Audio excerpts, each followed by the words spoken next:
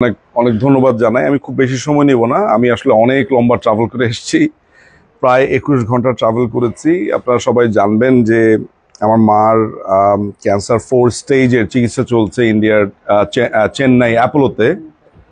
চিকিৎসার এই পর্বটা শেষ হয়ে যাওয়ার পরে উনিও চলে যাবেন। তো আমার মাই আমাকে বললেন যে উনি উনি বুঝতে পেরেছেন যে আমি বেশ কয়েকদিন ধরে নিউ ইয়র্কের এই ঘটনাগুলো ফলো করছি সবখানে। তো মাই আমাকে বললেন যে তুমি নিউ ইয়র্কে যাও, এবং উনি পুশ করলেন। ফলে আমার নিজেরও ইচ্ছা এবং আমার মার ইচ্ছা দুটো মিলেই আমার কাছে মনে হয়েছে যে এই প্রোগ্রাম মিস করা যাবে না।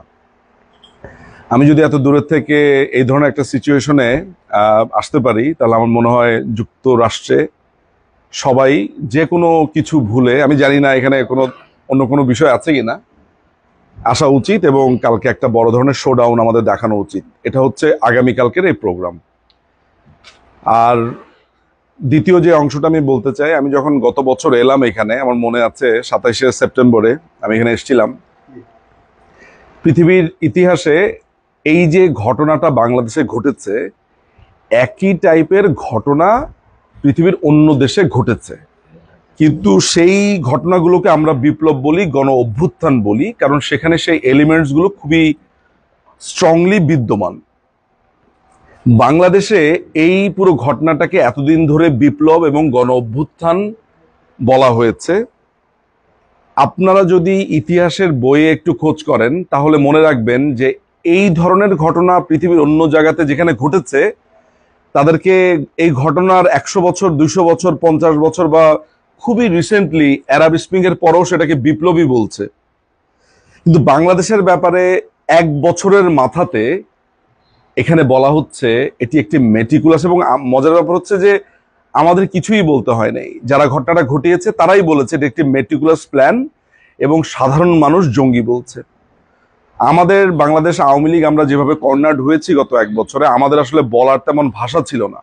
সাধারণ মানুষ গত মাত্র 12 মাসের মাথায় এদেরকে চাঁদাবাজ হিসেবে পেয়েছে, এদেরকে চোর, টোকাই এবং এদেরকে একটা জঙ্গি হিসেবে পেয়েছে। পৃথিবীর ইতিহাসে কখনো এই ধরনের ঘটনা এরকম ভাবে টার্ন নেয় না। আপনারা যদি শব্দ শুনতে পান বা মানুষের প্রতিধ্বনির আওয়াজ শুনতে পান, তাহলে আমি নিশ্চিত আপনারা এই যুক্তরাষ্ট্রে বসেই শুনেছেন, আগেই ভালো ছিলাম। এবং এটি যে শুধুমাত্র শুনেছেন তা না, বাংলাদেশের মানুষগুলো এখন, আপনাদেরকে খুব ছোট্ট একটা উদাহরণ দেই। আপনারা জানেন যে ইনকিলাব মঞ্চ নামে একটা পাকিস্তানি মঞ্চ করা হয়েছে বাংলাদেশে। সেই ইনকিলাব মঞ্চের যে ছেলেটি আছে, যে আমরা বলি ওকে বিহারি সম্রাট বলি, ওসমান হাদি নামে একটি ছেলে আছে। কিছুদিন আগে সে ভোট চাইতে রাস্তার মধ্যে গিয়েছিল। দেখেন, ঘৃণা প্রকাশের জন্য কোনো গালিগালাজের প্রয়োজন হয় না। মানুষ তার জেস্চার, তার বডি ল্যাঙ্গুয়েজ দিয়ে, আমি এই গত 13 মাসে যতটা না অবাক হয়েছি, আমি অবাক হয়েছি সেদিনের ছোট্ট মাত্র 10 সেকেন্ডের একটা ঘটনাতে।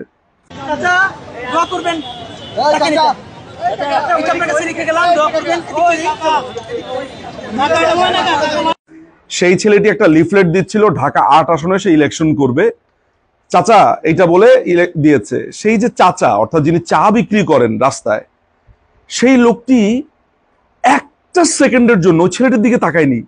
ঘৃণাতে, এমন প্রবল ঘৃণা যে এই যে আমরা টিভিতে এত কথা বলছি, এই কথা বলে আপনি সেই ঘৃণা প্রকাশ করতে পারবেন না। একদম প্রান্তিক লেভেলের এক চাচা, যে ওই ওসমান হাদির দিকে একটা সেকেন্ডের জন্য তাকালোই না।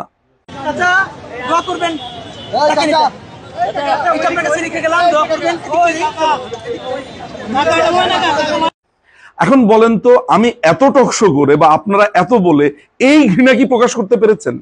আমার এই ঘটনাটা বলার এই কারণ হচ্ছে যে আমার একটা অভ্যাস হচ্ছে, আমি খুব ছোট ছোট ছোট ছোট জিনিসগুলো লক্ষ্য করি। আমার ধারণা এগুলো গুরুত্বপূর্ণ। এই যে চাচা, এই চাচা হচ্ছে এই বাংলাদেশের এখন প্রতিভূ, অর্থাৎ ঘরে ঘরে। যেমন আমি চেন্নাইতে যখন যাই, তখন বাংলাদেশের বিভিন্ন মানুষ সেখানে চিকিৎসার জন্য আসে। নট নেসেসারিলি যে প্রত্যেকটা মানুষই আওয়ামী লীগকে সমর্থন করে, একদম সাধারণ মানুষ আসে। আমাদেরকে দেখে, আমাকে যখনই তারা চেন্নাইতে দেখে রাস্তাতে এসে জড়িয়ে ধরে, আমার প্রথমে মনে হয় যে ওনারা আওয়ামী লীগ করে কিনা, কারণ আমি তো খুবই সাবধানে থাকি কখন কোথায় কার কি রিয়াকশন হয়।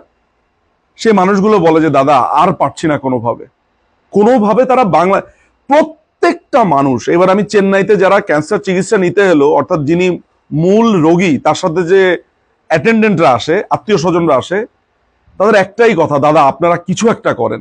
অর্থাৎ মানুষ চাইছে, তার মানে ব্যাপারটা এমন যে 1971 সালে যেমন বাংলাদেশের মুক্তি এনে দিয়েছিল বাংলাদেশ আওয়ামী লীগ সাধারণ মানুষকে নিয়ে, বিশ্বাস করেন এখন সাধারণ মানুষের শুধু একটাই চাওয়া, এইভাবে অনেকে ইগো প্রবলেমের কারণে বলতে পারে না।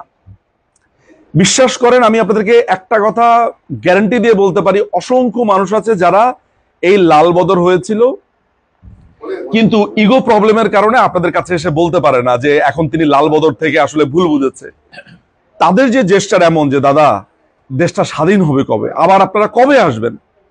বাংলাদেশ আওয়ামী লীগের একটা মিছিল যখন বের হয় তখন আমি দেখতে পাই একটা রিকশাওয়ালা দৌড় দিয়ে মিছিলে ঢুকে যায়, একটা চালা ঢুকে যায়। সুতরাং আমরা আমাদের জয়ের খুব দ্বার প্রান্তে। আমি সবসময় একটা কথা বলি যে বাংলাদেশ আওয়ামী লীগের এই পুরো ঘটনাটা, যা আমরা কেউই এটা আশা করিনি, কিন্তু এই ঘটনাটা বাংলাদেশ আওয়ামী লীগকে স্বর্ণ যেমন পুরে পুরে খাঁটি হয়, 5ই আগস্টের এই ঘটনার ফলে বাংলাদেশ আওয়ামী লীগ এখন বুঝতে পেরেছে তার শত্রু এবং তার মিত্র কারা। এবং আমি আপনাদেরকে একটা গ্যারান্টি এই মুহূর্তে দিতে পারি, আন্তর্জাতিক বিভিন্ন বিষয় আমি যদ্দূর জানি, আমার যদ্দূর জানার সুযোগ হয়, এই ইউনূস প্রশাসনকে অনেক জায়গা থেকে ঘিরে ফেলা হয়েছে এমন ভাবে যে আপনারা বাংলাদেশ আওয়ামী লীগে দেখেছেন যে 1 2 করে মিছিল বের হতো, এখন 500 জন 600 জন 1000 জন 2000 জন।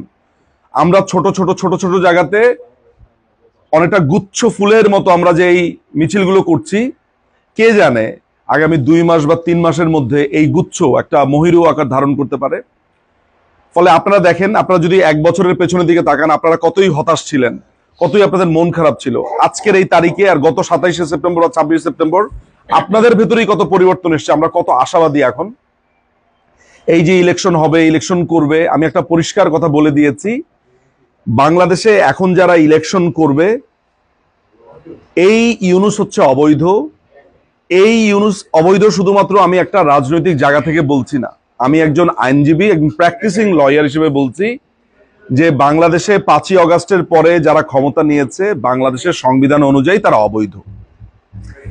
একটা অবৈধ সরকার যখন কোনো ইলেকশন করে একদম বাই ডিফল্ট সেগুলো অবৈধ। ভবিষ্যতে যদি কোনো ইলেকশনের মাধ্যমে কোনো গভর্নমেন্ট আসে তাহলে সে অবৈধ হবে। বাংলাদেশে একমাত্র এই মুহূর্তে বাঁচার উপায়টা কি? বাঁচার উপায় হচ্ছে মাননীয় প্রধানমন্ত্রী শেখ হাসিনা যদি ক্ষমতা হস্তান্তর করেন, যদি তিনি মনে করেন তিনি দেশে আসবেন, ক্ষমতা হস্তান্তর করেন, যদি বাংলাদেশে এমন কোন সরকার হয়, তত্ত্বাবধায়ক সরকার বা হোয়াট এভার, তাদের হাতে তিনি হস্তান্তর করলে, ইলেকশন হলে সেইটা হবে বৈধ। আদারওয়াইজ এই যে তারা 106 অনুচ্ছেদের কথা বলছে, এই যে তারা বলছে যে আমরা 106 অনুচ্ছেদে, সমস্ত কিছু জেনে রাখেন আমি একজন আইনজীবী এবং আমি কনস্টিটিউশনের উপরে আমার যদ্দূর জানাশোনা আছে, এটা একটা কমপ্লিটলি একটা দখলদার বাহিনী চলছে। আমি শুধু এতটুকুই বলি যে আমাদের জয়টা খুবই কাছাকাছি। তবে একটা কথা মাথায় রাখতে হবে, এই জয়ের পরে আমরা যে জয়ের কাছাকাছি চলে এসেছি, এই জয়ের পরে বা এই বিজয়টার পরে আমরা যাতে এইটা বুঝতে সক্ষম হই যে কতগুলো সাপ আমাদেরকে ছোবল দিয়েছিল আর কাদের কাদের মুখোশ খুলে পড়েছিল। একই সাথে যাতে আমরা না ভুলে যাই তরুণ যারা ছাত্রলীগ, যেই ছাত্রলীগকে সবচাইতে বেশি তীর গ্রহণ করেছে কারা? ছাত্রলীগ, এরপরে যুবলীগ, যাদেরকে সবচাইতে বেশি তীর যাদের কাঁধে এসেছে ছাত্রলীগের উপরে। আজকেও যেমন বলা হয়েছিল সাদিক কায়েমের কথা। আসলে একটা মানুষ যখন বলে মুজিব আমার প্রাণ আমার জান, তখন আসলে তার 1000 টেস্ট করেও বোঝা যায় না সে খন্দকার মোশতাক নাকি সে আসলে তাজউদ্দিন আহমদ। এটা বোঝাটা খুবই কঠিন একটা ব্যাপার। ফলে ভবিষ্যতেও হয়তো এরকম থাকবে, কিন্তু আমি একটা কথাই শুধু বলবো, বাংলাদেশ তৃণমূল প্রমাণ করে দিয়েছে, আওয়ামী লীগের তৃণমূল, যে তারাই হচ্ছে এই দলের আসলে মূল হৃৎপিণ্ড, যেটা ছাড়া শরীর চলতে পারে না। ফলে আমি আমার বক্তব্য শেষ করবো এটা বলে, আমরা যেন এই আনসাং হিরো, যারা ক্ষমতার সময় যারা নীরবে চোখের পানি ঝরায়, যারা কোনোদিন টাকা পয়সার জন্য আসে না, ক্রিম খেতে আসে না, আমরা যেন নেক্সট টাইম ওদেরকে ভুলে না যাই। অ্যাটলিস্ট আমরা যাতে তাদের কাঁধে একটু হাত দিয়ে বলি thank you so much what you have done for us. So তৃণমূলকে আমরা যাতে ভুলে না যাই, ছাত্রলীগকে যেন ভুলে না যাই, যাদের উপরে সবচাইতে বেশি এই ভয়ঙ্কর অপবাদ এসেছিল, এবং আমাদের জয় খুবই সন্নিকটে। আমি আমি আমি মনে করি যে এই জয়ের পরের কর্তব্য নিয়ে আমাদের ভাবা উচিত। এই বলে আমার বক্তব্য শেষ করছি। জয় বাংলা, জয় বঙ্গবন্ধু।